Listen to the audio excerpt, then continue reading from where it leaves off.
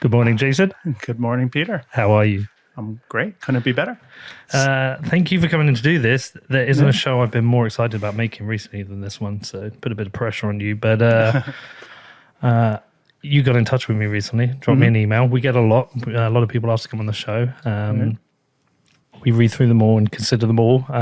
But you came at just the right time with just the right topic, because I was even talking about it last night at this meetup. I don't want Bitcoin to be a partisan issue. Bitcoin's Right. for everyone, right? Sure. And you dropped in and said, "Hey, Pete, I'm working on a book. It's called The Progressive Case for Bitcoin, and I want to help orange pill progressives." Right. Yeah. And so I was like, "Great, come on the show," and here we are. So, Sure. Yeah. And it's been a wild ride since, right? I didn't ask to come on the show. I just asked to talk to you. Oh yeah, that was it. Sorry, apologies. Well, I'm very grateful to be on the show though, because that's a project that I really care about, and I'm excited about it. So I was like to you, I said, "You've got to come on the show." yeah, and I said yes. So here we are. And how many podcasts have you done? This is about 0.01 podcasts I'm into. Yeah. Well, we are absolutely honored that you're come on our show first. Yeah, thank you. I'm looking forward to your book. I know my brother is. Right. Did you actually talk to my brother? Oh, yeah. Yeah, we had a very long conversation. He was super helpful and very thoughtful, so it was great. Yeah. So he's excited by this. Sure. And look, there's no shortage of people you want to talk to in Bitcoin who are perhaps libertarians or maybe more conservative. And naturally so, Bitcoin does feel more of a conservative or / libertarian idea. Sure. And that has led to some issues with some crappy reporting. You see these just hit piece articles where it's Bitcoin is used by white supremacists and Bitcoin is used by the ultra right and all that kind of bollocks and nonsense. And we haven't seen particularly helpful stuff come from some senators on the left. Elizabeth Warren hasn't been great. Yeah, I've heard. Yeah. Yeah. And so when somebody approaches this topic, it's who I want to speak to the most, because Bitcoin is for everyone. So sure. Let's, people aren't going to know you, Jason. Yeah. So we should introduce them to you. So do you want to just give us a bit of your backstory? Sure. So I am a math teacher. That's my sort of day fiat job. And that's essentially the venue for which I got into Bitcoin, right? I originally got a conviction about Bitcoin because I was excited about the math and the computer science behind it. And I'm relatively new to the Bitcoin space, right? Like, people don't know who I am. But when I got a conviction for Bitcoin, I'll just the smartest and weirdest person that I know is my best friend, and he got me into Bitcoin. And how did that happen? Yeah, so it was funny. He sent me this text and he's like, "Hey, what are you doing with your stimulus check? You gonna buy some Bitcoin?" I'm like, "What the hell are you talking about?" You know what I mean? Like, it was absolutely, it was just a text message. And I'm very risk averse generally. That's sort of my default. I grew up in a poor family. I have some financial success right now. I'm comfortable. And that's sort of my default is risk averse, right? I'm not going to take risks. So, I kid you not, I got that text from him. I decided to buy $20 worth of Bitcoin. And then it was like, well, now I own Bitcoin. I need to know all about it, right? So, I remember my son was in the bath and I'm just sitting there watching videos about, like, all right, what's a blockchain and all of that stuff. So that was my introduction. And I got this conviction, not through any sort of political lens at all, but through the idea that this is a solid mathematical invention. This is a computer science invention. And then I wanted to learn more. And I was just like ravenous, right? I just wanted to learn as much as I can about Bitcoin. I realized as I went through and the deeper I went, I was having to, like, cut through a bunch of, like, political arguments that I just do not agree with, or it seemed really fringe, actually. Like, you find out, some people don't want the government to exist at all, right? And that's a pretty fringe idea. That's not mainstream at all, right? And then if you dive deep enough into the Bitcoin space, like, you start thinking like, oh yeah, everybody thinks that the government shouldn't exist or should be super small or something like that. So I just, wanted to learn more, and really, I was fine because I had a conviction about Bitcoin. I wasn't going to give up just because there's some sort of libertarian or conservative bent to it. But a lot of the people that I care about, that I work with, that I love, my family, friends, weren't necessarily had that conviction. And I realized that a lot of the resources that exist out there, like, I couldn't really like, hey, you can read this book, but like skip chapter 6 because they go, like, it's a little bit weird. So what they say, if you want to read a book and it doesn't exist yet, you write it. So. And how many books have you written in the past? Yeah, this one. This one. Is it. Yeah. A lot of firsts. Well, we'll get into that because Sure, it's quite the endeavor. Yeah, absolutely. Have you talked about Bitcoin in class yet, in your math class? That's a great question. Yeah. So the answer is yes. And they're all like, sir, for fuck's sake, we've known about this for ages. No, absolutely not. So what I age? teach high school. Okay. I teach high school, so a range from 9th to 12th grade. So this past year, there was one class where, people kind of knew. I have a poster up in my office. And one kid asked a question, and they're pretty good at asking questions that get you off topic, right? They don't want to learn, the day's lesson.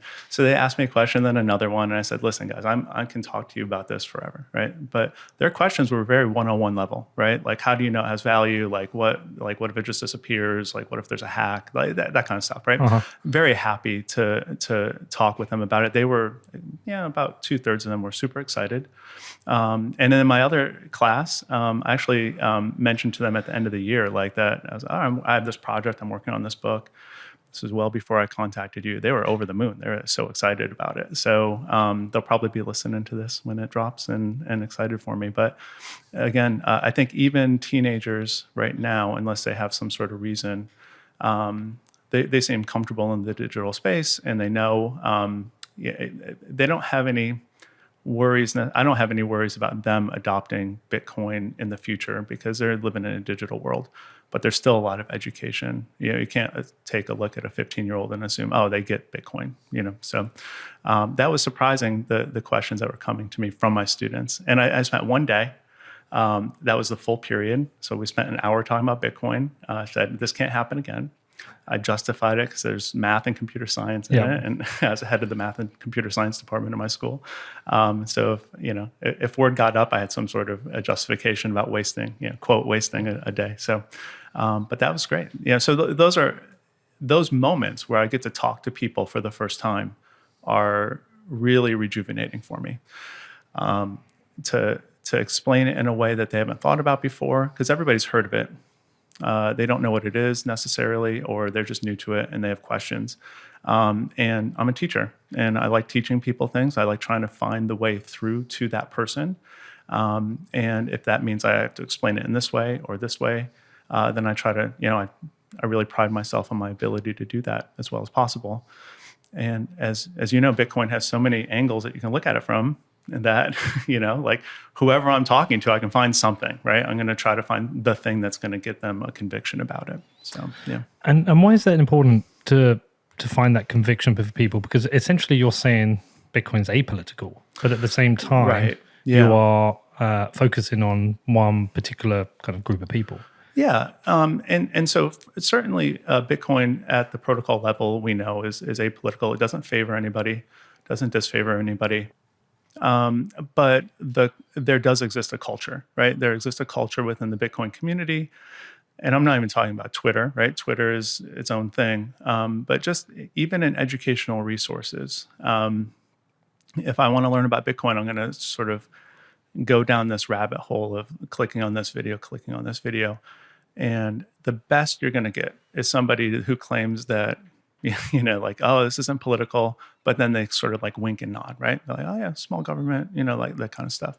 And I just found like the resources that I really wanted for myself and for the people I care about to get that conviction, they were going to get turned off. And it's really unfortunate that we're in that political environment that, like, if you say the wrong thing on either side, then that person's going to say, all right, well, this isn't for me. And I just want to be able to have a resource, right? Here, this is the first book that you read. It's not the last book you read, but this is going to give you some sort of conviction about the technology and about the future and about how this can actually help people and make the world a better place. And you can, as soon as you have that conviction, you can go and listen to any other resource that you want. You can listen to podcasts, you can read books, and you're not going to have this worry about like, am I going in with the wrong people, like, yeah. Well, this is why I massively support what you're doing. I'm going to back what you're doing once your Kickstarter's live, which we will mention in the show. Sure. I'll be your first backer. Yeah. Have you decided your packages yet, by the way? Yeah. So I'm excited because you by the time this episode airs, Kickstarter's live. And I'll have a link on it on my Twitter, but you'll have it on the show notes, I'm sure. And you can pre-order the book, but there's also a level where you can pre-order the book for yourself and for a senator. So I'll sign it, inscribe it, send it to all 50 Democratic senators. And so I'm excited about that one because I think people will be interested in grabbing the book for themselves and then buying it for a sitting U.S. senator and say, hey, this is important. Like, you need to learn more about this. And of course, there's a mixed bag in terms of like people who support it. And how much is the book going to retail? I'm thinking, about $20. And how much is that package with the senator? $50. $50. Okay. Yeah. So you get 2 books and they're both signed. Yeah, we'll do like 10 of those. We'll jump in. The reason I'm so excited for this is because there are certain people I don't have a resource to send them to. I mean, there are resources, and there's good resources. Yeah, but there isn't this kind of specific book. Right. I know Alex Gladstein. He's fairly good. He's not really a libertarian as such. No. He tends to focus from a human rights side of things, which is useful. Yep. And then Samantha's article I sent you, who wrote the letter to Elizabeth Warren, was very good. Yes. She and I spoke, and she was great. She's great. I thought she was going to do something similar, write a book like this. Yeah. I am actually a conservative considered in the UK. Sure. But here in America, I'm considered a woke liberal. Right. But I do have friends in the UK who I think would also benefit from reading this book. So I will be buying a bunch of them, and I think it's super useful. And I also think anyone who, even if you aren't somebody who appreciates the progressive side, that you should embrace this, because ultimately, at a time that is so divisive, actually something that isn't partisan, that can help people come together, I think is good. Right. And so it's good to point that out, right? Like, the argument for the thesis of the book is that I want to get people who are not into Bitcoin, and everyone should support that, because if we want it to be a global money, it should be for everyone. It's not to change people's minds, right? If you're listening to this and you're a conservative and you're into Bitcoin, like, I'm not intending to change your mind, right? Like, you can be a conservative, I'll be a liberal, we'll both be into Bitcoin, we'll both have probably more common ground because of that than otherwise. But then if there's actually a welcoming community, so liberals and progressives and left-leaning people can get into the space more easily, then we can actually have a competition of ideas. Like, you think that this should happen, I think that this should happen, and the ways that Bitcoin intersects with society and with government and with policy. It doesn't make sense. First of all, if we want Bitcoin to be a global money, it can't just be libertarians who live in Texas, right? Like, it's not going to work. And even if you could, it's not a good recipe for coming up with good policy, good initiatives, right? Like, you can't have like only one side of the political spectrum, and you can't have, like, in some ways, the most extreme side of that political spectrum being the only voice, because we need a competition of ideas. We need somebody to say, hey, this is the way Bitcoin should intersect with this policy or this. And I think that, my goal is to get more people having a voice, feeling comfortable in the space, so we can actually have that dialogue. And you know what? There'll be people listening or who will discover your book who themselves might be conservative, and their wife might be a liberal. For sure. Or their parents might be liberal, or somebody within their family and friendship group, and they've probably maybe struggled to convince them. Absolutely. But this is an opportunity to do it, because whether you are conservative, liberal, neutral, whatever you are, I find that Bitcoiners very rarely disagree on protocol level things. Some of the techies might disagree on what the next bit might be, but we've all kind of come to the agreement that we want this thing to be decentralized. Sure. We want 21 million. Pretty much most people, we want to retain all those qualities. Where we tend to argue is actually on the political side of things, because some people want no state, some want small state, some believe that's natural. Yeah. But at the moment, we don't have small states. No, we don't. We have the state as it is. Bitcoin is growing and flourishing, and it's best for everyone if we introduce as many people as possible. Right. Just for you though, Yeah. on the monetary side, Sure. is money something you've spent time understanding in the past, or was this part of the rabbit hole? Absolutely not. Right. And I think that this is a great opportunity for people to on the left side to learn a little bit more about money. I grew up without a lot of resources. I didn't even have like training in terms of like proper investment, like absent Bitcoin, right? And it blew me away to learn like what money is, how money is created, what does it mean to have the Federal Reserve has a monopoly on money creation and things like that. And the reason it resonates is because everybody who considers themselves a liberal progressive on the left side feels that the system is broken, right? Like they feel that it's wrong. They look back to 2008 and nobody thinks that we fixed it. And learning about the current financial system through Bitcoin is an excellent way to understand why the current financial system feels wrong to so many people. And of course, liberal people have their ideas, right? We have our theories about why that is. But the more you know about it, the more you know about the current financial system, the more you dislike it. And it goes beyond sort of a superficial, like billionaires are greedy and ridiculous and banks are greedy and ridiculous. Like that's all true. But it's also like, there's a lot more to it than that. And so my journey to understand what money is as an actual technology tool it began when I really started getting into Bitcoin. It wasn't before then. And outside of the maths, computer science things, because obviously if you're a maths teacher, that side of the things going to be super interesting to you. But was there anything that particularly grabbed you? Was there like a moment, an orange pill moment where you had that kind of, you're like, wow, this actually, I understand this. This means like it means something for you. Yeah, I mean, 1,000 times, right? And I think maybe the very first one of those was when I remember the moment I learned that there's only 21 million, and that's all there could be, right? And the idea that for me, the conviction came from this sense of digital scarcity, which has never existed before, right? Like I think a lot of people obviously think that, all right, I can copy and paste emails and cat memes and that stuff, right? And so if it's digital, it can't be scarce. And to learn why and how that was true was a moment for sure. And there's been 1,000 since. And did you have any moments or any particular reservations where you thought, hold on, when you kind of thought through the implications of what Bitcoin is and if Bitcoin became a dominant form of money, were there things that worried you, concerned you? Yeah, and yes and no. I think that as I learned more about Bitcoin, I learned that I became to believe that the current financial system, as we have it right now, as it exists, is not sustainable in any real way. Like we can see it happening now. And so I worry about a transition from what we have now, which is flawed and broken and not good and not treating people well, most people, to a new system. Because I do think that that transition poses dangers, right? I think that there's vulnerable people out there right now who will not navigate that transition well. And it's impossible to know when it happens, how long it takes, what it looks like. And so that worries me, is to switching to a new system. But on the other hand, I don't know that we have a choice. I don't think that, I'm not willing to say that Bitcoin is completely inevitable, but it's very close. And I personally have a belief that it is.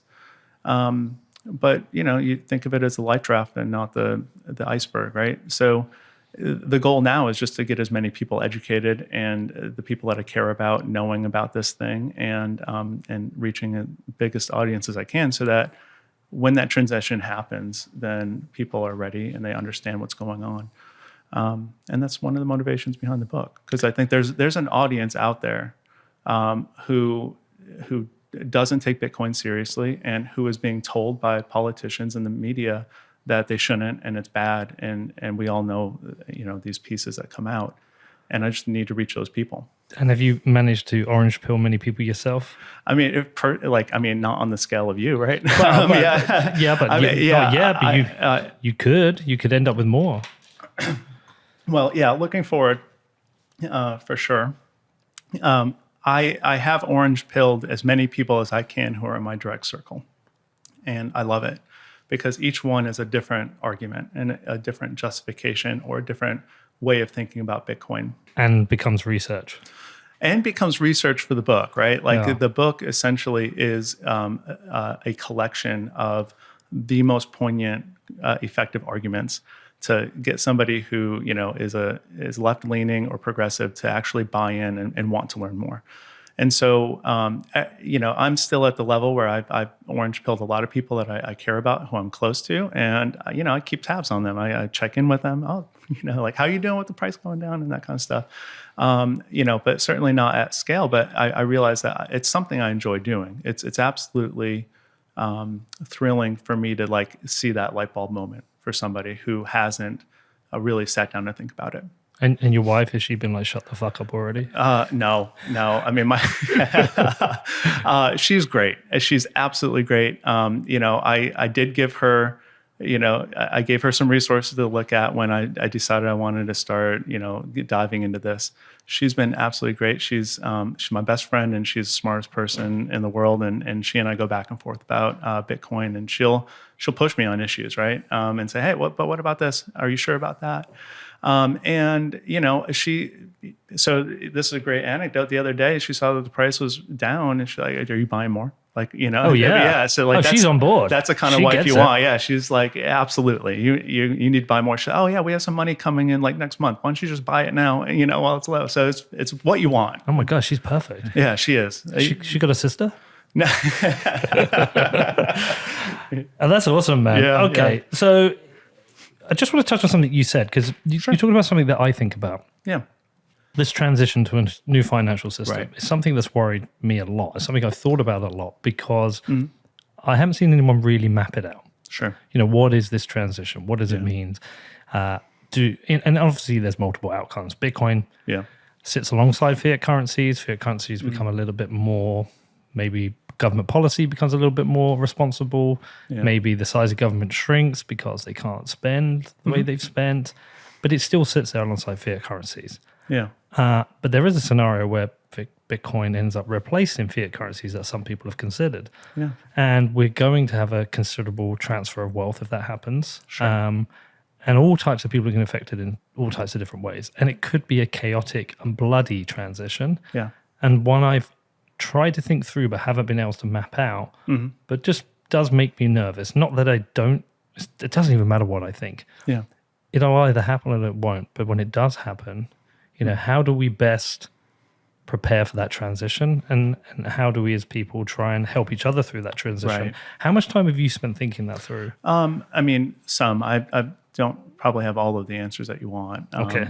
But and you said a lot of people. The truth, it will affect everyone, right? It can't not if it goes that way. And it's true. Like the transition could be difficult. And here's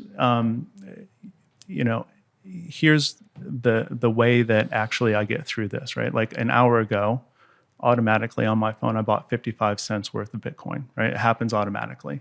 You can't buy 55 cents worth of a house. You can't buy 55 cents worth of Apple stock or something. And so there's an opportunity to get people onboarded in a way that is not prohibitive and can actually allow people who even don't have a lot of means right now probably pretty quickly save up to their average share of Bitcoin. Like if you divide 21 million by the population, it's not hard to get to that point now. And you don't need a ton of resources to do that. And so getting as many people as possible to do that is one key. And it's also true that, our current system means that the more money you have right now, the more influence you have about how money works and how much money you get and all of that stuff. And I just don't worry as much about Bitcoin in terms of the people who have a lot of money. And certainly there will be some in Bitcoin terms who have a lot. They don't get to influence the protocol. They don't get to change it to be more beneficial towards them. And so really the secret, hopefully, is to just get as many people educated about it as possible. And your two, sort of paths are absolutely true, right? We could be in a world within our lifetime where Bitcoin is the thing, and it happened without even realizing it. Most people will just look around one day like, oh yeah, Bitcoin is everywhere, right? It's the thing. Or there's I think a less likely option where the government has a check on it now, right? There's a competition and a better kind of money, and so the government and the fiat money exists, but in a checked way, right? There's actually a way to keep it operating well, and either one of those is better than what we have now. I think, as long as we can transition slowly, right? That's my dream, right? Is that all of a sudden our economy doesn't collapse and we don't go into a huge amount of turmoil and people just look around. I was thinking about this the other day. There was a moment in which I looked around many years ago and said, oh, everybody is on their phone and they're looking at it. And that's just the way it is now. And that wasn't like that. And I couldn't pinpoint the moment that happened, right? All of a sudden, like that change shifts, right? And I think that is the best case for Bitcoin, right? In however many years, people all of a sudden they just sort of, oh yeah, look, Bitcoin is in the rails of my bank or in the apps that I'm using or in my paycheck, and it just sort of happens without people realizing it. That's the best case. Well, we've already had one of those transitions for Bitcoin now, where you just don't meet people who haven't heard of it. Right. I mean, I'm sure if you go, maybe to the jungle in Brazil and you find some tribe, they will. But there's never a scenario where I get in an Uber and I'm talking to the driver and he says, what are you doing? And I say, I've got a Bitcoin podcast. And he's like, well, what is Bitcoin? They're like, that's that thing. Yeah. But you just don't meet people anymore. So at some point, we've transitioned to a world where everyone has pretty much heard of it. Right. They don't necessarily understand what it is, but that's no small thing. No, right? no, it's huge. It's huge, right? Because I mean, like everyone else, I have my false start introduction to Bitcoin too, right? Like I heard of it, I didn't have a conviction, and you go back and you kick yourself, right? Like, oh, it was 2012, and I could have. I know. But you're right. Everyone's heard of it now, and what's not surprising, but a problem is that a lot of people who've heard of it think that they know what it is. They think they understand what the pros and cons are. But they just haven't had the time or the reason to look into it, right? A lot of the people I interact with, I'm in the States, and there's just not as much of a reason to there's not much urgent reason to really dig into it yet. Well, there's not as much of a need for people to have Bitcoin here. The same in the UK, right? Same in Germany. There is a need, but yeah. It's not like the need that people have in other countries. With the high double-digit, triple-digit inflation, people living under authoritarian regimes. Yeah, and I found with going to places like that, people naturally get it more because, I guess we've never had that urgent need to understand money, even with inflation rate 2-3%, even with all the fuckery from the government. Life from day to day doesn't change that drastically. But when I went to Venezuela, that's not the case. Your money is melting in front of you, and people naturally had to find a way to store their money. That's why they use 5 different currencies there. That's why people want the dollar, because the bolivar is junk. Yeah. So they had a reason to discover it. Right. So it's a little bit harder to try and convince people. Yeah, I mean, and there are reasons why somebody who lives in a developed Western country would want it and need it. The use case is completely different from somebody who's living in a place where their bank account could get frozen immediately, or aid going to that country gets skimmed off the top. Like there's lots of reasons. There's just different reasons, and I think that the thing that gives me hope is that we, like in America or England or wherever else, we will need it for sure. And one of my friends said, "Yeah, I'm worried about Bitcoin because I don't think that people are bright enough or like dedicated, or they don't have the technical knowledge to understand it, and it can never take off because what if people just don't get it?" And the beautiful thing is that you don't need to necessarily understand why something is better money to gravitate towards it, right? As you're saying in the Venezuela example, right? Like if you have money that's broken, then you will find something else, and you'll find the better thing. And you don't need to know what a BIP is, and you don't need to know what the mempool is. You'll figure it out.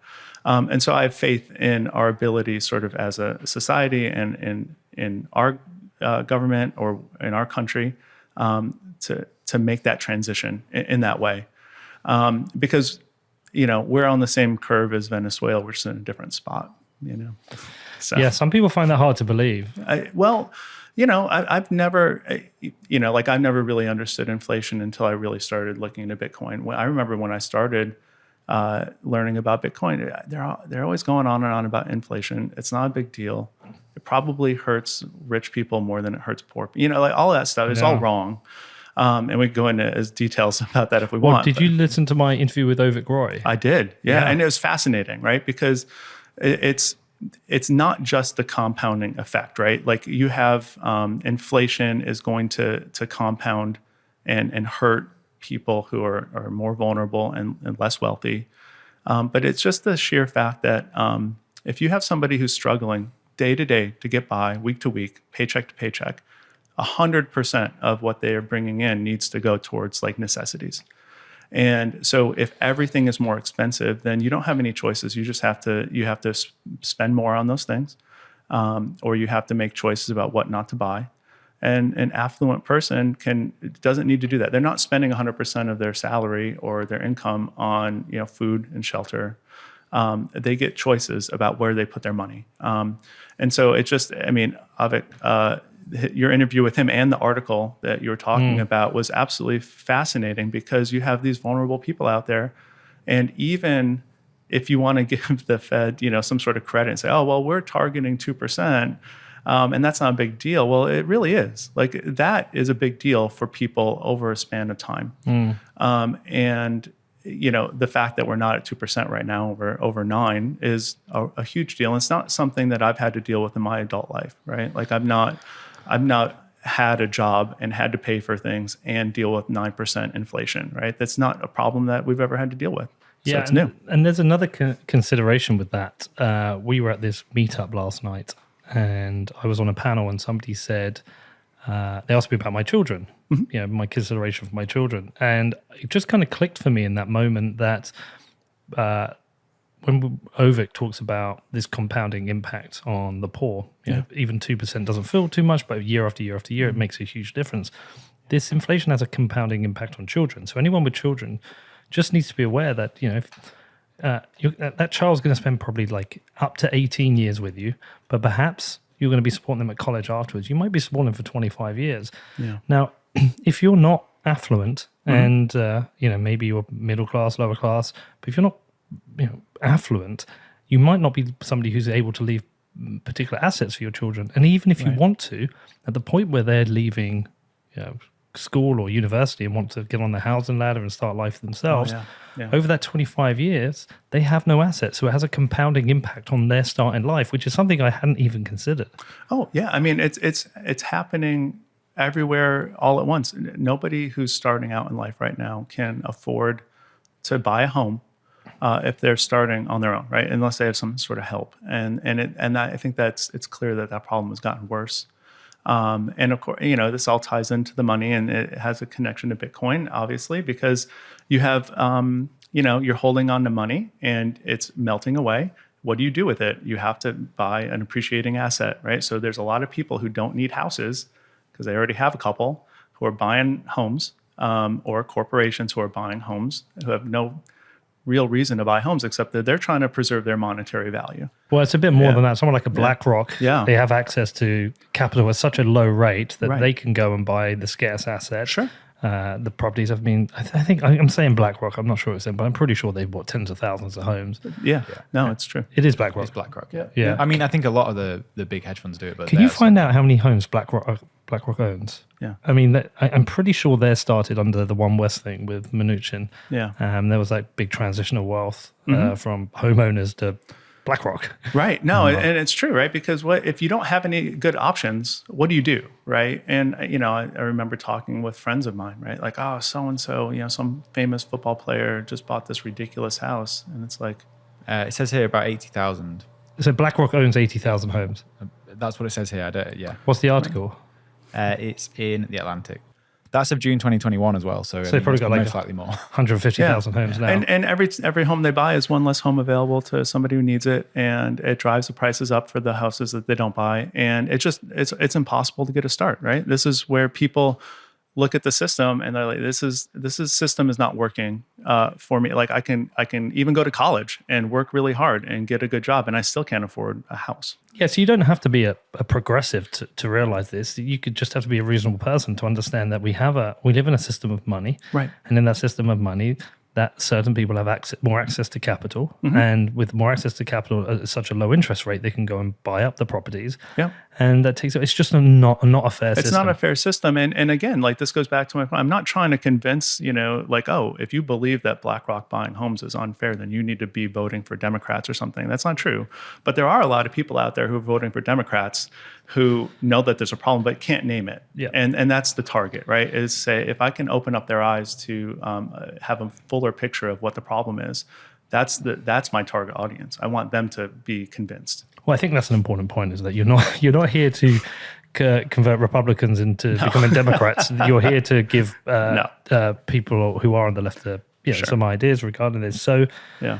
I'm going to ask you a question. It's going to sound like a simple question, but it's good to hear how it's explained, because how would you explain what a progressive is and what a progressive cares about? And perhaps add into that, maybe, I don't know what you think, but personally I think the progressive side there's a small group that have damaged the reputation of progressives.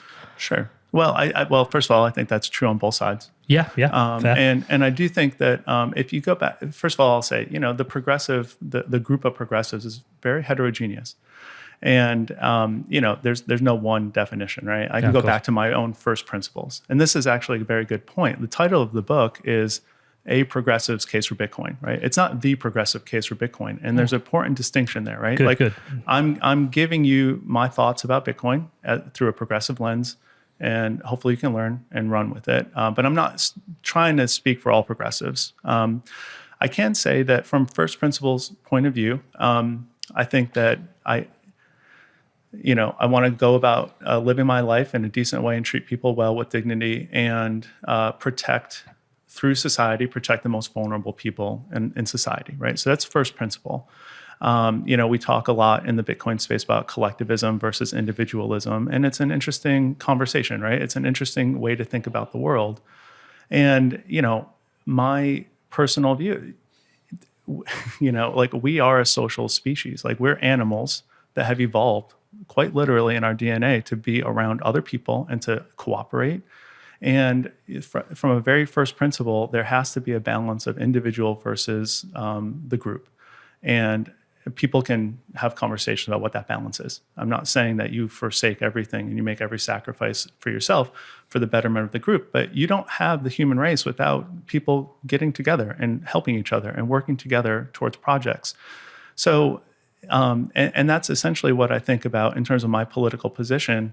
There's a lot of things that exist right now because of the financial system that we're in.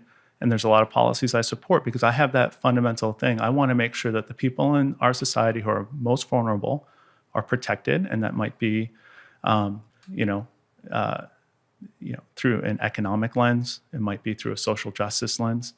And that's how I think about like myself as a progressive, right? And,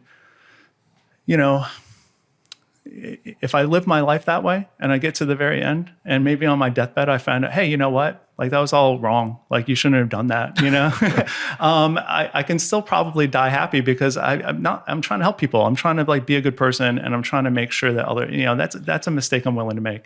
If it turns out to be wrong, I don't think it is. So I think that what's interesting about that sort of first principles, what does it mean to be a progressive and what does it mean for me to be a progressive? Is a very interesting dynamic because all of my thinking and all of my thought process for most of my adult life has been without Bitcoin. And it has existed in a current system that is flawed and inefficient and unfair. And so I have a lot of, I support a lot of ideas that exist now to try to help that system. And I'm open to the idea that if we change the system, if we change the water that we're swimming in, then maybe I can still hold on to those first principle values of, being a decent person that helps the most vulnerable in our society. And it doesn't have to look like it looks now.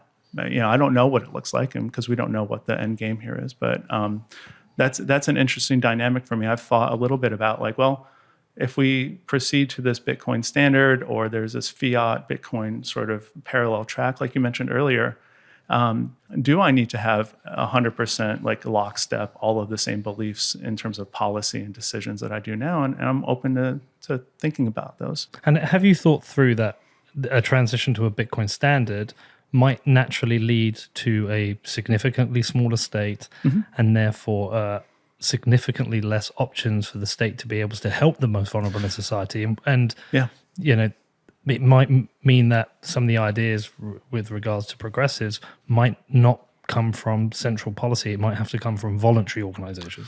It's possible. I don't know that that's necessarily the solution, right? But there's nothing necessarily inherent about a small state that means that my worldview is impossible, right? Okay. And this is why I say, like, I don't need the libertarians to be wrong necessarily, right? Like, if we have some sort of check on our government and say, okay, well, our federal government has to get smaller, or any government has to get smaller because we have this Bitcoin thing, then they just have to make better decisions about what the hell they're doing with their money, right? Like, it's okay, let's fight a few less wars, let's give fewer subsidies to fossil fuels. And I think that's why it's important to have progressive voices in there, so we can have a debate of ideas. Like, we have this pot of money now, we can't just print anymore, like, we need to use it. And if we go into debt, that has to be very careful, and all of those things. And then I don't want libertarians being the only ones making those decisions. I think that liberals and progressives should have a voice in that. So I do think that you can still help people, and you can still have safeguards for very vulnerable people, safety net for people, and the federal government doesn't have to be as big as it is now. And it becomes this dog whistle, right, for a lot of people. Like, well, I want a smaller government, and really, if you're a progressive or a liberal person not into Bitcoin, then you're probably hearing that say, okay, well, what kind of things do you want to, chop? What do you want to get rid of? And like a lot of times it's like things that protect people who need the help. And so it just becomes a surface level, like, I want a small government. Small government's bad because it doesn't help the people, right? It's like it can go a little deeper than that. And I think that that's a conversation that is worth having. I agree, definitely worth having. I do just point to the fact in the UK, when we went into a period of austerity under a conservative government, which was a government I think at that time I did vote for, the austerity, the headlines were that it really affected the most vulnerable in society. Yeah. They removed our version of welfare for people who were maybe disabled and couldn't work. They moved.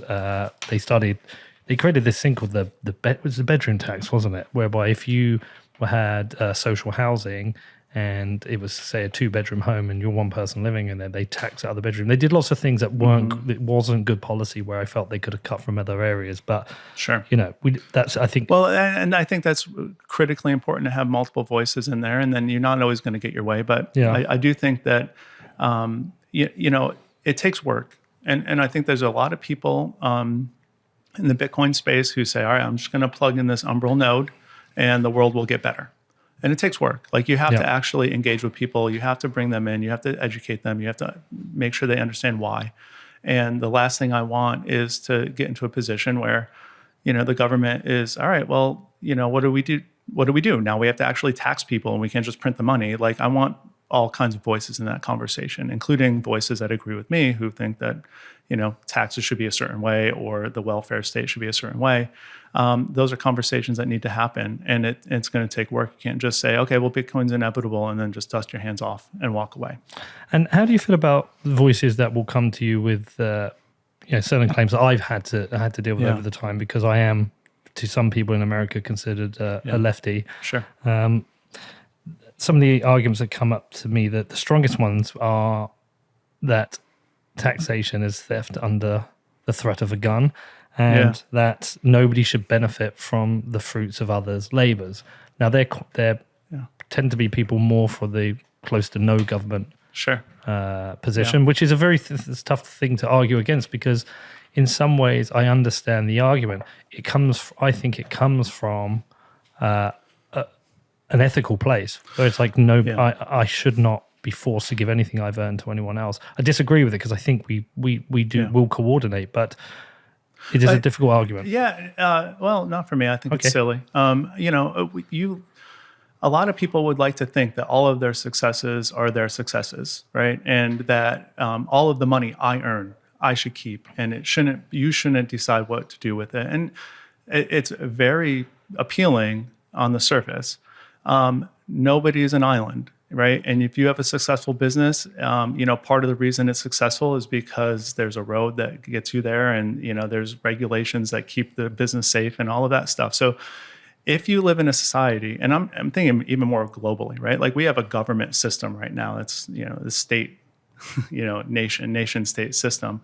But just as a general rule, if you're benefiting from society and maybe you have good ideas and you work really hard and you make a lot of money, that's fine. But it's not necessarily wrong to say, all right, well, we are going to, as a collective, we're going to tax you for that, those profits, and then try to do good for the society. Now we can have all sorts of debates, how much is the right amount to tax, and how much should we be giving to people who have fallen on hard times or who need help. Those are reasonable debates.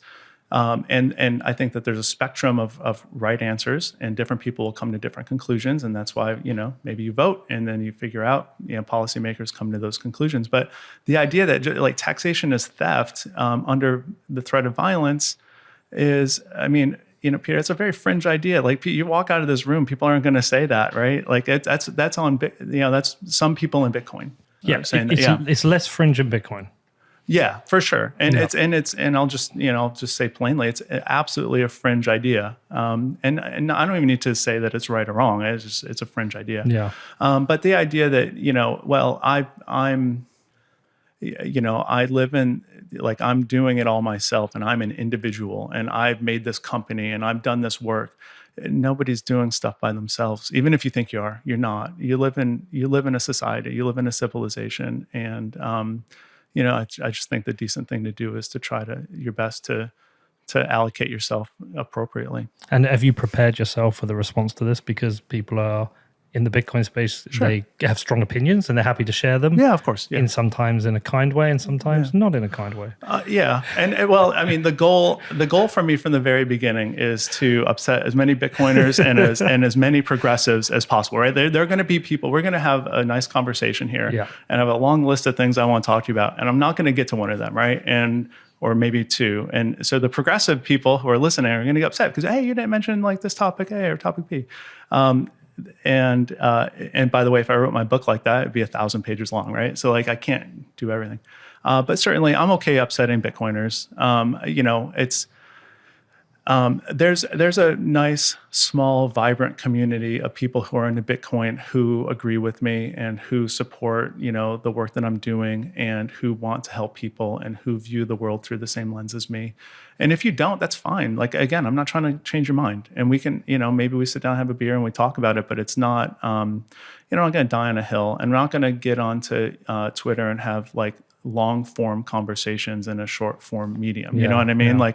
So if people disagree with me, I'm sure they will. Please reach out, talk to me, let me know, say mean things, whatever. It's fine. There is a growing interest in this topic. I don't even know if you saw, I put a tweet out about it the other day. About the fact that we're meeting to talk. I did. My buddy sent that to me. He did. Is this you? Yeah. Yeah. Can you look it up? Because the interesting thing about that is, I think it was liked over 1,000 times. Yeah. I think it was. And the interesting thing about that is I have noticed over the last year or two, and I think it's because as Bitcoin grows, it's reaching more people. Sure. And therefore it's going to reach more people from the left, the right, everything, and they're going to come into Bitcoin. Right. And those people who, some people, their political ideology might change. They might become disinterested in politics, right. or perhaps some people who were previously on the left will move to the right. But there are people from the left who have a growing interest in this. And I think this is something that I've been trying to help people recognize and say, look, this is going to grow. We shouldn't see these people as the enemy. We should see them as people we can engage with and talk to them about it. But have you found it? Yeah, I just found it here. Yeah. Yeah, there's some very good progressives coming to Bitcoin with new and interesting ideas. Next week, I'm interviewing someone writing a Bitcoin book for progressive. I think this is important work. So look at that. I mean, 1,090 likes. Yeah. So I have 1,000 friends out there. Yeah, for 1,000 friends. great. And some quote tweets. 1,091. Go on the quote tweets, Danny, see if anyone needs a dick. They were, because the screenshot that was sent to me included the very first, Progressive is a sugar-coated word for communist. The dude is a poser like Nick Carter. Yeah. Bitcoin is literally the antithesis of every left-wing ideology. Bitcoin and progressive movement are mutually exclusive. Is Bitcoin about to go woke? Sounds very progressive to me. Yeah. Okay, keep going. Clown and a dick. All Bitcoin work. Hold on, what's that? All Bitcoin work is it's important work, friends and enemies. And I'm like, okay. Yeah, the quote tweets, but that's typical. But I think if you go into some of the comments were good and people are welcoming it. Yeah. And I think that the point you make is right. Is that for many years, Bitcoin has existed with this very close-knit, very homogenous group of people who all agreed with each other. And I'm not even saying that's wrong. Like, I think that it probably, in order to survive some of the attacks that that Bitcoin has undergone, like, it needed to have that solidarity. And so these libertarians who are fighting for the death for Bitcoin to make sure that it exists and it's the way that they want it is really helpful. But the umbrella is growing. And so if you think that you're going to be existing in the year 2030, thinking like, oh yeah, like the government shouldn't exist, and like, anybody who thinks that there should be a government is like too far left, you're not going to have a good time, right? Like, you're not going to exist in the Bitcoin space, being able to make the same arguments that you were able to in 2014. It might be able to make the argument that it'll be smaller because that is a more realistic outcome, I think. Sure, yeah, and there's lots of things that might still match up, but you're not going to reach the people. You're not going to reach the same audience, right? There's a lot of people who are coming into Bitcoin, and for me, that's the point, right? Like, it can't just stay this small group. If we want it to actually achieve the things we hope it achieves, then it has to be a bigger group and it has to be a wider discussion. And so, I'm not trying to replace any of the ideology or the political viewpoints of anybody who's come before me. I'm just trying to make sure that there's a lot of new people who will be coming into Bitcoin in the next 5-10 years who need a resource and who need to feel welcomed into the community. And that's what I'm trying to do. And to be honest, that one comment that really kind of irked me there is that where he said Bitcoin is antithetical to left-wing ideology. And I think that, the reason that I have a problem with that is the way I see it, both conservatives and progressives are actually collectivists. Yeah. And I think anyone who denies that needs to look at the stimulus checks that Donald Trump was writing and look at that even under a Republican government, you will pay tax, and under that, it will be redistributed. Right. Yes, it's a different area on the spectrum. Sure. Yeah. Yeah. But I find that a difficult comment, and also difficult because if you can't say it. You can't use it as a broad brush against the entire progressive ideology, but you can look at certain issues like wealth inequality. Yeah. Well, Bitcoin's good for wealth inequality. Sure. Yeah. Well, we hope, right? Yeah. Well, we hope, yeah. But if it is, and it does, and it should because we know with access to the money printer, the rich get richer. We have that widening wealth gap. So we would hope under Bitcoin it does lead to a more equal society, not in a Marxist way, but in a just a fair monetary system. But I think what that person has missed, that's just one argument. There's plenty of arguments. Right. I'm writing a whole book about it. So, wealth inequality is something that that absolutely Bitcoiners care about or mention and as a staple argument. And it is absolutely something that progressives care about. And there's lots of other examples too, where Bitcoin has the potential to help with these progressive ideas, but it's not. In order for that to be successful, it doesn't mean that all of the libertarian or conservative ideas have to be wrong, right? I think that there's a lot in Bitcoin that might take the best of, from one side and the best of the other. And I'm just focusing on my side, right? My viewpoint and the people that I'm talking to who have a hurdle that they have to get over and making them try to feel like there's really a reason why I need to learn about this and that it helps the world. And that if I'm involved with it, then I can have a voice and I can have sort of a presence in the community. And why do you think for progressives that Bitcoin isn't an immediate answer for them? Why do you think some progressives struggle with it to begin with? What do you think it is about it? Elizabeth Warren, senator, right? Yeah. I mean, yeah. No, and that's. I'm being flip, but it's really that they haven't gotten a lot of information that's accurate or really explores through a progressive lens what are the benefits of Bitcoin. And so if your first exposure to Bitcoin, well, everybody's first exposure to Bitcoin is to just, they've heard about it and it's just some silly thing, right? If your second exposure to Bitcoin is, hey, it's a silly thing and it's also ruining the environment and it's just for, rich people to get richer or something like that, and all of these untruths that are out there, then you're just going to have a hesitance, right? And I can speak for myself that, like when I first started to think seriously about Bitcoin, like it was a very open and closed case. It's for criminals, it's bad for the environment. And I can tell you from my own personal experience as a progressive person who cares about the environment, just being able to say that Bitcoin is bad for the environment flooded me with all of these happy brain chemicals because I got the guy across the table from me like, what are you going to do now, right? Like it's open and closed case. And then you start to realize it's actually much more difficult and much more intricate, and there's a lot of layers to it, and you have to dive deep. You can't just rely on these tropes of like, okay, I'm on the left, so anything that's bad for the environment, I'm just going to hate, whether or not it's true, whether or not I looked into it myself. And similar things happen on the left. But like I can tell you, when I said that to the other person across the table, like I felt very proud of myself, right? But that's where people are right now, on both sides. Yeah, interesting. And for me, it's one of the most fascinating things that's happened over this last year or two is how that narrative is starting to change for Bitcoin with regards to the environment. Mm-hmm. When we can avoid I always think that first starting point with bad for the environment is relative, how relative this is in terms of percentage and the arguments for Bitcoin versus gold and what gold has done to the environment, and then energy uses for things like tumble dryers and Christmas lights. They can get into all of that, but one of the more fascinating things is the advancement of mining, not only to integrate with the grid, which we've seen most recently with ERCOT, and I'm not sure how that will be possible with other grids around the world, but it is an interesting thing. But the couple of shows we've made recently, particularly the show we made recently with Adam Wright, who's looking to put miners on landfill sites to turn methane into Bitcoin. I mean, you actually have an argument to say, actually, no, here, we can give you an example where Bitcoin is good for the environment. Right. And, I view it in sort of a 3 or 4 step process, right?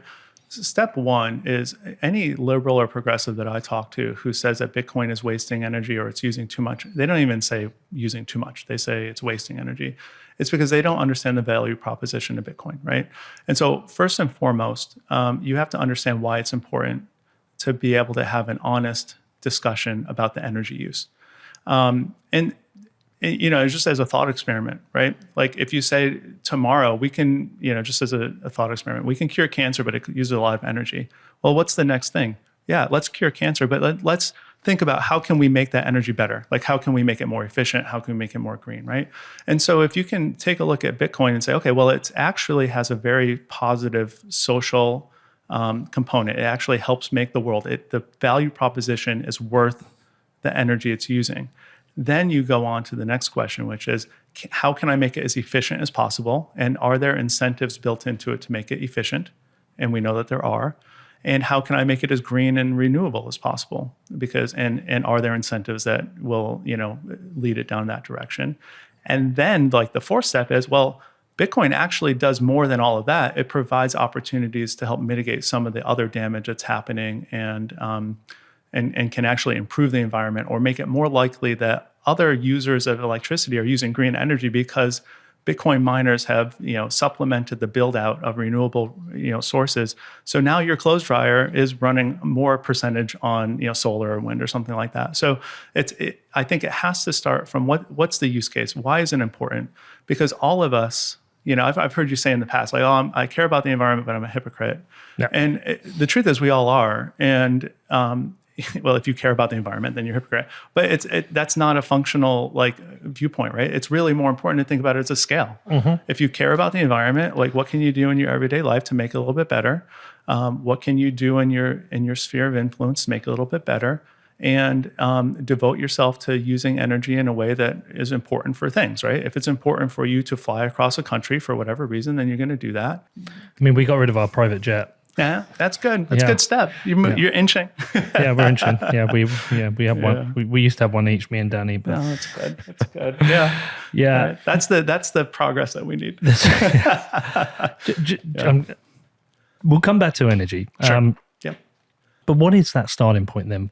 Because essentially it's going to be the starting point of your book. What is the value proposition you're trying to get to people? Because I asked you early on, I was like, what was that kind of like wow orange pilling moment? Yeah. Honestly, one of my biggest wow orange pilling moments happened in the last year. And I've been making the show for 5 years. Yeah.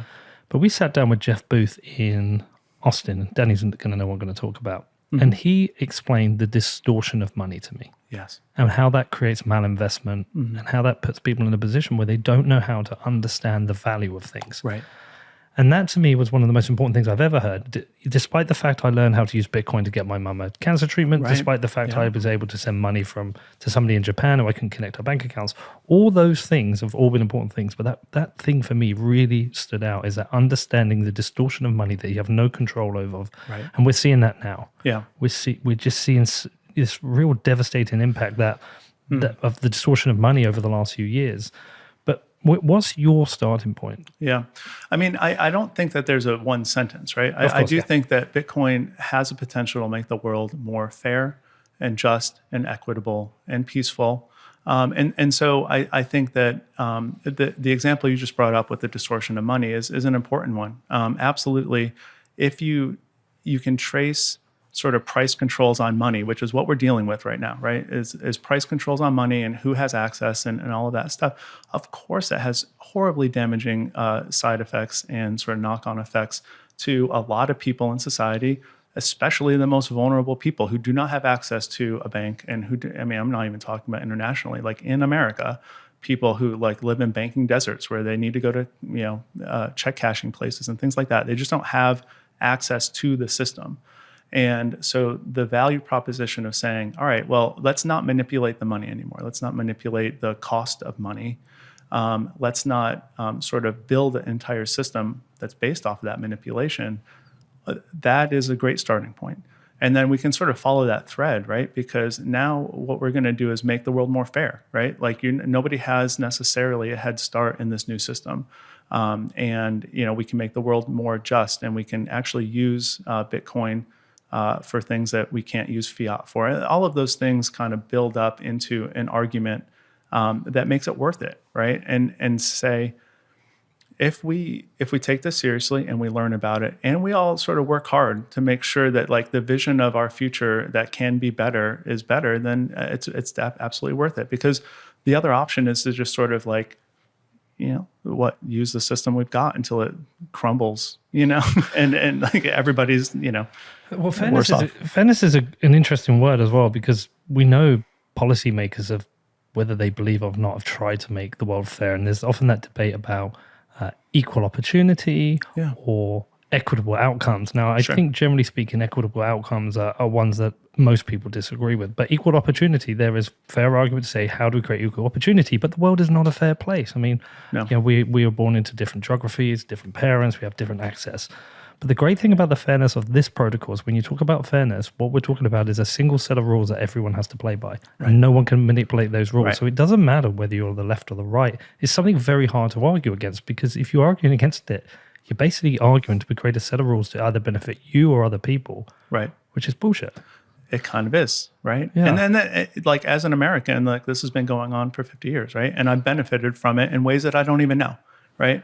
So, as an American citizen who has had an opportunity to work really hard to go from, essentially like working poor levels of poverty to having, a successful career and a happy life, like, part of that is because of the US dollar is the world reserve currency, and that gives America a lot of benefits. And, as somebody in my position, I benefited from that.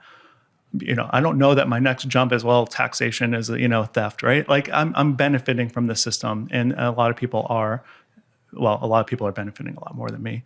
And there's people who are struggling, right? And so a more fair system is absolutely important. And of course, there's a lot of people who will get, get onto a Bitcoin interview and they'll say, oh, I'm really for equal opportunity, but not equal outcomes. And it just seems so like, well, it's what a tautology, but, not people aren't equal. I get that. But like, we're so far away from equal opportunity. Like, it's not even funny, it's like people are really just being suppressed, and it depends on, your gender, your race, your sexuality, all of those things that like people are gonna like, kill me on Twitter for even mentioning. Like, don't check the YouTube comments. I will not. Fuck this guy. But that's important. That's an important lens through which to look at that. There's a lot of people right now who don't have equal opportunity. So like that conversation is almost hollow in the sense that, well, yeah, anybody. It's not a very brave opinion at all. I'm for equal opportunity. We're so far away from that in the system. It's actually horrible. So if I can sort of latch onto a system that I think moves us in the right direction, then I'm going to be all for that. And is there a particular framework that you've put around progressive ideas and attached Bitcoin to try and tell this?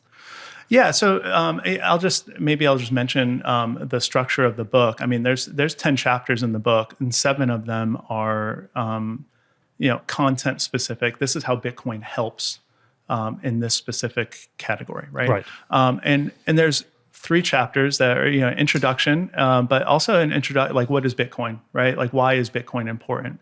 And it's not a it's meant to be a 0 to 1 resource, right? So if you really haven't thought about Bitcoin deeply, then you read through the first couple of chapters of this book, then you'll have a general sense of how it works, and what are the potential benefits from it. And then we go into detail about each one of the, the different sort of categories of how Bitcoin helps. So the book as it exists, or as it will exist, is meant to be something you can hand to somebody who has just heard about Bitcoin but doesn't know anything else, and probably has, your coworker, your family, your friend who has some progressive leaning politics, and they'll get to know more about Bitcoin from a not technical, but like from how it works and why. And then specifically, this is how it helps, or this is how it could help.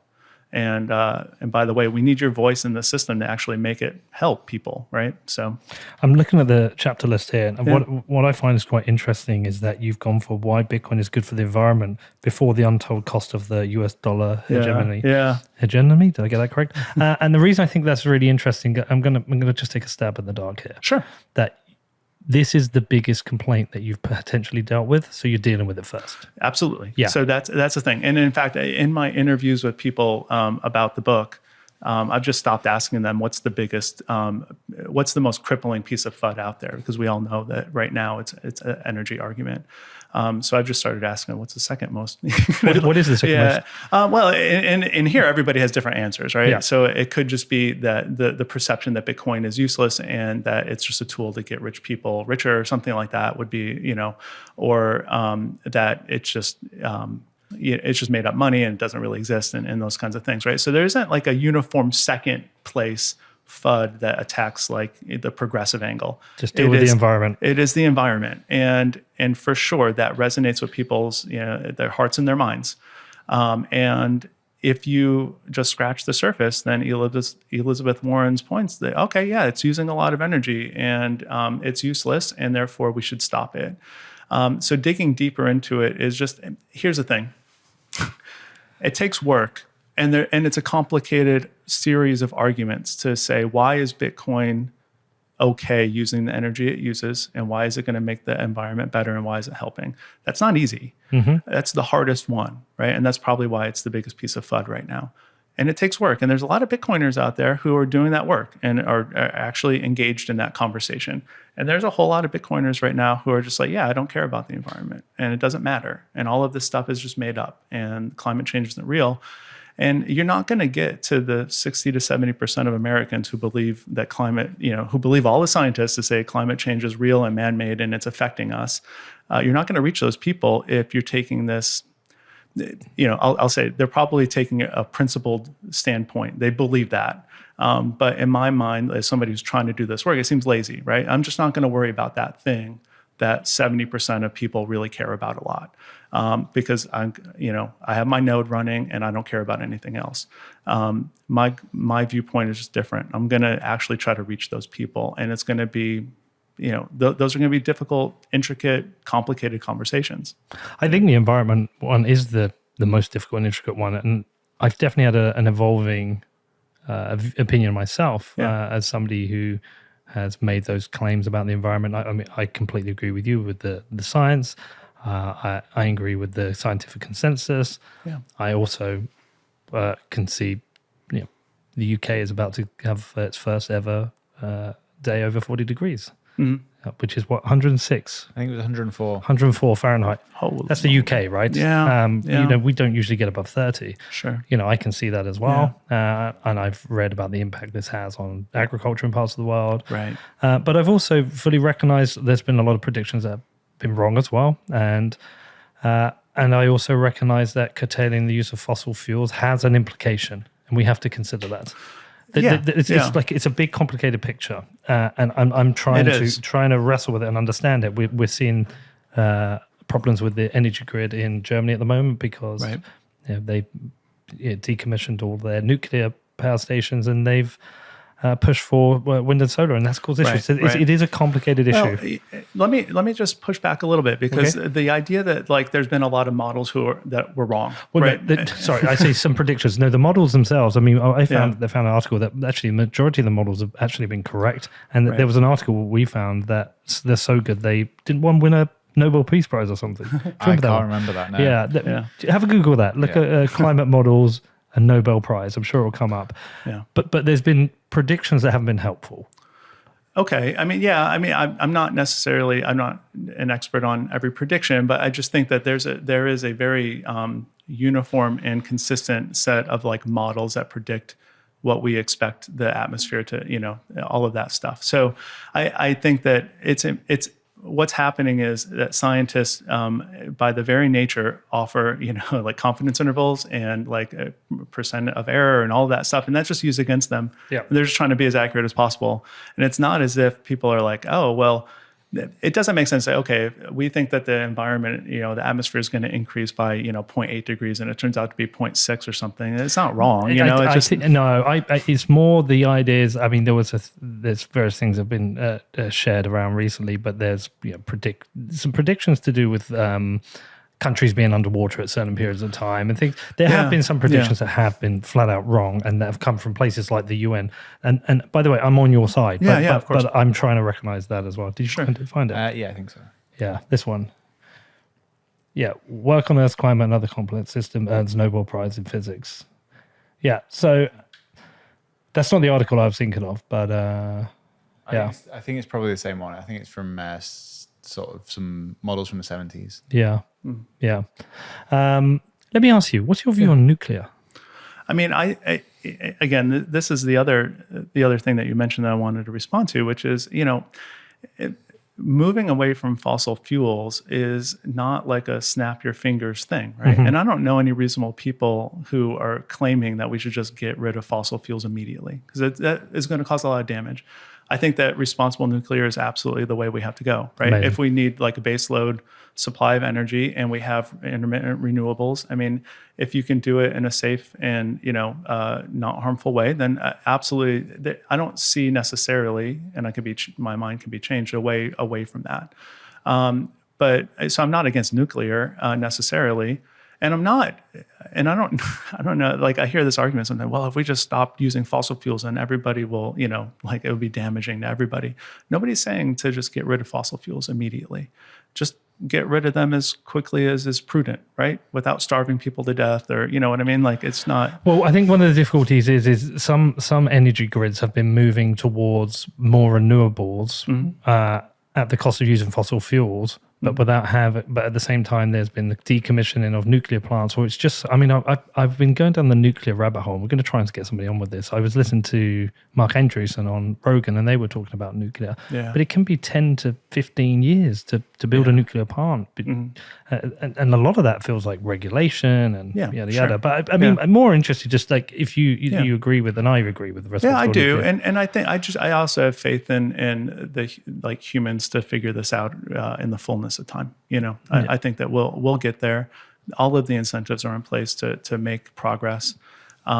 There's been, through the years, through the decades, a lot of pushback against renewable energy for lots of reasons. But you see the sentiments changing, right? And I think that's all of that bodes well for the future, and hopefully we can do it as quickly as possible. But I think we'll figure out all those details. I really do. And have you tested this chapter against people, the arguments? Yeah. And what range of success have you had? Mostly just astonishment that there's more to it, right? Yeah. That the idea that just because you're using energy doesn't mean, human beings use energy to live in a civilized, society. And that thinking more clearly about the incentive structures within Bitcoin to have efficient machines.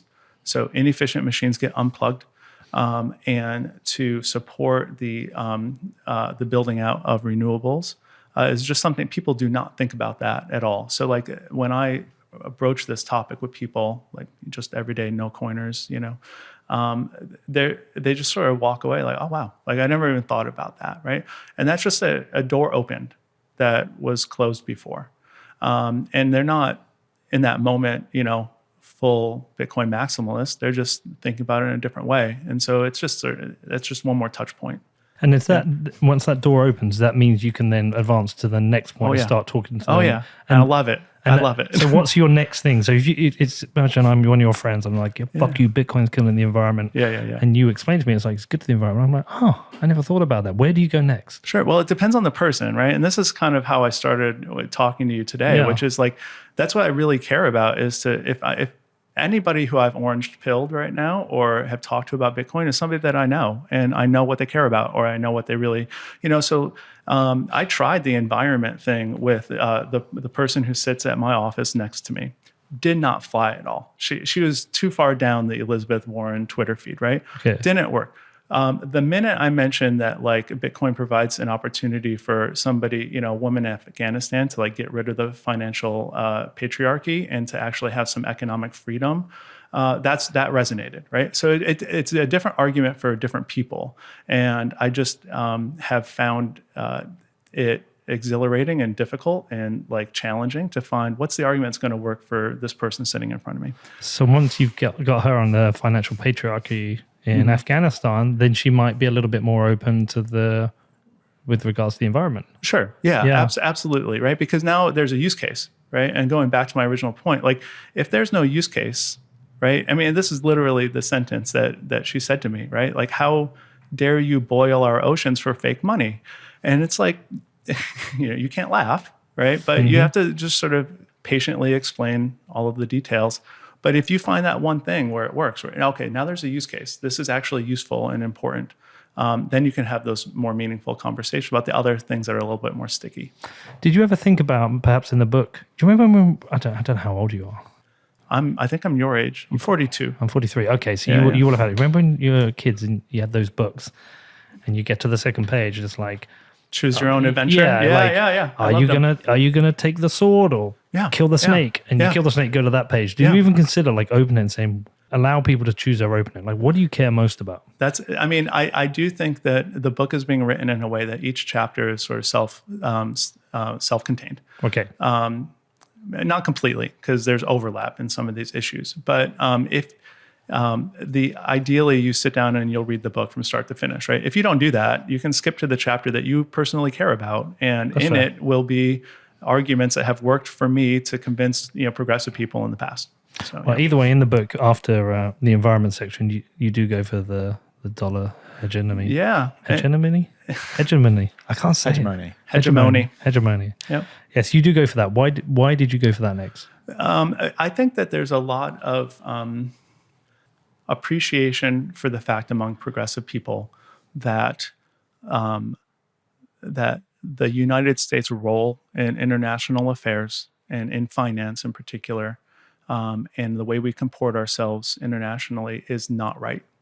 And I think that, and again, like a lot of these other things, I think that they know that system is not fair, is not good, and they haven't necessarily had the vocabulary to assign anything to it, right? Oh, well, we're going around the world and we're being the world's policeman, and we can manipulate trade, agreements and all of these things. So that's all wrapped into it.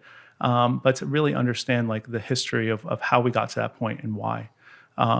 Is something that really resonates with progressive people because they understand that, like, well, the United States is going around and we're essentially an empire right now, and we have all of this influence all over the world. And to understand like how we got to that point, a lot of that's ill-gotten, and sure, it's benefited Americans.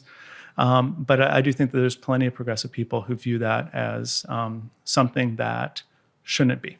Okay. Yeah. We're not going to go through chapter by chapter. That's because fine. Whatever you want to do. Well, no, because I think what will come out of this, other people are going to want to talk to you, and I want to leave some scope for you to talk about other section, other people. But is there any other particular of the chapters that really stood out to you that you really enjoyed working on? Yeah, I mean, the idea of Bitcoin helping poor and marginalized communities is something that is profoundly true, or has a potential to really be true, and speaks to progressives in a really, it will go after what they care about. And I think that, again, this is, the financial patriarchy in Afghanistan, but this is, understanding the financial system in America and how there have been groups of people who through decades and centuries have been oppressed and suppressed and not part of the financial system as it exists.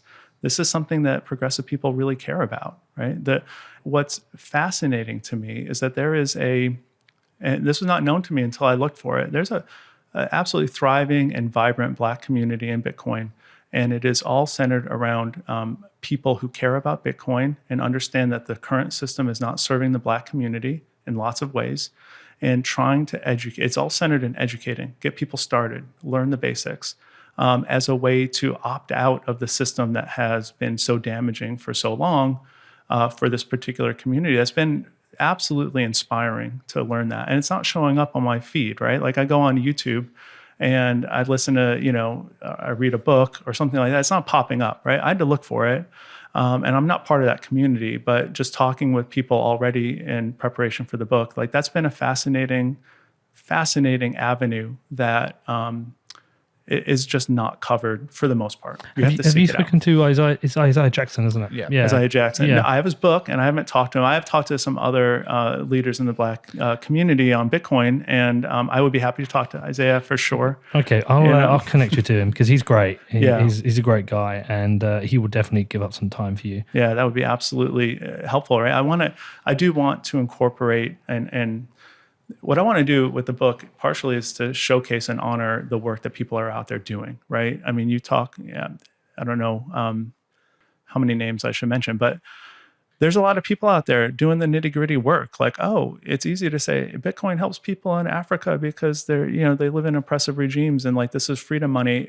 But there's people actually going to Africa and like teaching people how to use hard wallets. Anita. Yeah. I mean, and so like that's not easy. Have you spoken to Anita? I have. Yeah. And it was an absolutely amazing conversation. She's incredible. We're seeing her soon, aren't we? In Bedford, yeah. Yeah, she's coming to Bedford. That's great. Yeah. Yeah. And I mean, my talk with her was absolutely inspiring because she's not just saying, oh, theoretically, like this might help people, right? Like she's actually rolling up her sleeves and leveraging the skill set she has to actually make the world a better place, right? And I'll go back to what I said earlier, which is simply, you don't get to just plug in your Umbrel node and then walk away. All right, I've made the world better. Like you actually have to talk to people and get people on board and teach them. So how far into the book are you in terms of writing? Yeah. So I had a very unexpected and sudden influx of talking to the leading voices in Bitcoin, thanks to you. So you're welcome. So my calendar, since I spoke to you the very first time, has been essentially filled with preparing and having interviews with people for the book, and who are absolutely supportive of the idea and can see the value in it. The entire book is sectioned out and plotted out, and I'm about halfway done writing it. Oh wow! So I'm feeling good about the progress. I'm a teacher, and I could do minimal work on it during the school year, this past year, and then the summertime is we're recording in the summer, so now this is my time to work on it. Have you got a target completion date? So I've recently sort of let my term as head of our department expire. And part of the reason was I wanted to have a little bit more time to focus on this book, Wow. right? So the goal is to have it mostly done by the end of the summer, and then to edit it and to work on it and get it typeset and all of that by next summer. So it will be, if everything goes well, it will be out next summer. It'll be in people's hands. And have you got anyone supporting you on reviewing, editing it? I've had a couple of suggestions in terms of editing and getting copy editors and all of that stuff. And I have my close buddies who are going to be looking at it, make sure I don't make a fool out of myself. Well, it's quite the undertaking to write a book for the first time. It absolutely is, and it's and it has been, and I'm committed to doing the best job that I can. I said this to somebody the other day. When I wake up, I think about this book before I think about breakfast, and it's just something I'm passionate about. And so this is, sometimes I just get into a tunnel, right? And it's like, oh, it's dinner time, right? Like, are you kidding? It's been 10 minutes. No, it's been 6 hours. And are you planning to narrate an audio version? Yeah, I think that the vast majority of my Bitcoin education has been audio versions, and it has to exist in that form too. And so what do you hope comes out of this? Yeah, I think that the biggest possible answer is that this might be the first book like it, but not the last, or not the last project. I don't know that I'm necessarily well equipped to be the voice for the progressive movement within Bitcoin. I don't think that I am, but I think I am a voice. And I think that if nothing else, I hope that this book will give people sort of a green light to produce whatever work they think will help. So I would be thrilled if this book gave people sort of an open door towards contributing in their own way about sort of becoming a more active voice in the Bitcoin community from a progressive lens. So ultimately, I just want the word to get out. And if there's people who can do it better or alongside me, then I'd be all for it. Yeah. And is there anything I've not asked you about, or you wish you'd have brought up in this that you want people to hear? Almost everything. But I mean, it's been a great conversation. I think that that's a really, we don't need to shoehorn anything else in. There's, I'm excited about the book and spreading the word to an audience that is not plugged into Bitcoin right now. I think that the target audience for this is the 40% of Americans right now who consider themselves progressive or liberal leaning, and they just need to learn about Bitcoin, and they need to know it's okay, because right now either they don't think anything about it, or they think it's wrong, or they think it's a Republican thing or something like that. And so just my hope is that I reach as many of those people as possible. Well, listen, you have our 100% full backing. When the show goes out, the Kickstarter will be ready. Yes. We will be the first people to support your Kickstarter. I'll buy a bunch of the books and get that out there. Anything you need, you reach out to me. We'll help connect you with people, and we'd love to have you back on the show when the book's ready. Yeah, absolutely. Because I think there'll be a bigger part of the story to tell. Sure. What I'll be interested to see is what this means for you. I mean, I've watched. I mean, you know my friend Troy Cross. Yeah. Ever since he's come out and started doing interviews, like his life's changed. He's working on other things. There is a potential that this has a meaningful change to your life. You come to conferences, you become a guest on other podcasts, you become part of panels. That is a potential for that to happen, and it'll be interesting to follow that. But you have our full support. You can reach out to Danny anytime and ask him for anything, anything, and we back you, everything you're doing. Well, I know there's no guarantees, but I'm aware of that potential, and my boss probably isn't listening to this, but I do have my sabbatical request written up. So are you ready? If I need to take a year off to write myself and to make sure I do this project right, then I will. But I appreciate your support. It's already been phenomenal to be here talking with you, and for the connections that you've helped me make, and for the connections of those people to help me make to more people. So it's been absolutely, it's the last few weeks of my life have been something I never expected. So thank you. It's all earned. You made that decision to put yourself out in the arena and do this. So you only need to look to yourself for that. I did write one other thing down. I wrote book 2, and I in my head I was thinking maybe you'll write the Bitcoin book for teenagers. Oh. That's not a bad idea. Originally they won't fucking read it. No. But yeah, I'll make a 20-second video, right? And they'll watch that. A TikTok dance. Yeah. But, like, I think that what I write in the book, which is like, it's simply that Bitcoin itself isn't, one way or the other. It's not progressive and it's not, conservative, but the culture is. And the hope by writing this book is that the next one can be like the apolitical case for Bitcoin, because I think that's the message, right? Yes. And we're not there yet, because what we have is half of the people not feeling welcomed into the space. So once we have that, then the next book can be the apolitical case for Bitcoin. Happy to write a book about teenagers. They're just a delight, Have you got one? I have almost. So thank you for reminding me. I would not be allowed home if I didn't mention. I have an 8-year-old and a 12-year-old. Right. And we have a mini Australian Shepherd at home, and the dog's name is Toshi, named after Satoshi. Nice. And so, my kids are both like, make sure you mention Toshi, our dog. So I did. I've got 18 and 12. Yeah. And all different challenges, but Right. but listen, look, all the best for this. I Thank you love very what much. you're doing here, Yeah. and you have my full support. And like I say, I think we need this. We have a lot of very good speakers on libertarian ideas, which have totally changed me. I'm a different person because of them, and also US conservatives who are, and again, they've really helped me and influenced me. I now feel like this is needed, and I'm glad you're the guy doing it, and I look forward to reading the book. And thank you. Yeah, good luck. So I'm going to link. Yes. You'll link the Kickstarter. I'll have it linked on my Twitter. So I can just. What is your Twitter? Yep, it's C Jason Maier, Maier.